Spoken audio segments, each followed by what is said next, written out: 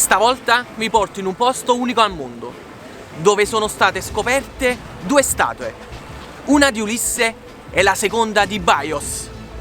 Le operazioni di scavo iniziarono nel 1981, dove portarono alla luce una città sommersa. Sotto a questo mare ci sono ville di lusso dell'antica Roma, mezza città affondata per mezzo del bradisismo. E dopo una violenta mareggiata, dopo 1500 anni, questa città è possibile visitarla.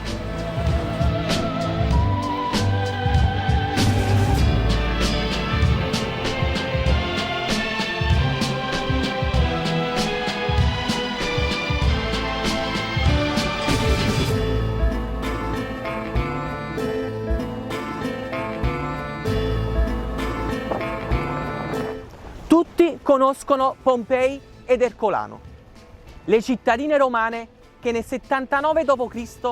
il Vesuvio volle coprire con cenere e lava.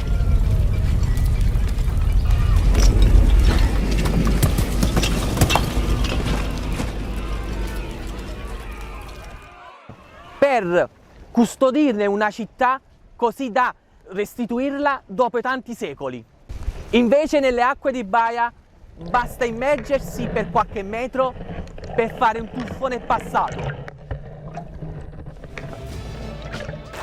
E pensate che si può visitare questo posto a 130 metri dalla riva, a 7 metri di profondità. Le rovine affondate sono 3 volte grandi a quelle di Pompei. E qui ci sono stati grandi dell'antica Roma: Marcello, Caligola, Adriano, Nerone e altri ancora. Ci sono strade, ville, impianti termali e portuali, vere opere d'arte sotto a questo mare. Da questa piccola baia di origine vulcanica prese il nome la località. La leggenda invece vuole che derivi da Bios, timoniere e compagno di Ulisse, morto e sepolto in questa zona.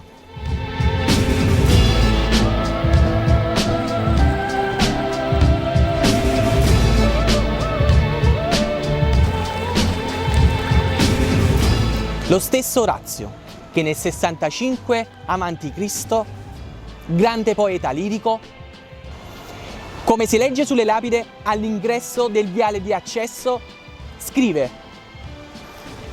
Nullus in orbe, sinus bais, prae lucet, amo eis. Nulla al mondo splende più nell'ammeno nel golfo di Baia. E sono qui di nuovo a valorizzare questo magnifico posto, e ripeto, e lo ripeterò 1000 volte, unico al mondo. Quindi se vi trovate a Napoli e volete qualcosa di speciale visitare, venite a Baia. Vi raccomando di iscrivervi al mio canale Agostino De Martino, seguimi per Napoli. Ma ora, seduti, vi porterò alla scoperta di questo bellissimo posto, perché con il mio drone vi porterò, ripeto, alla scoperta di una città magnifica. Sto parlando di Baia sommersa.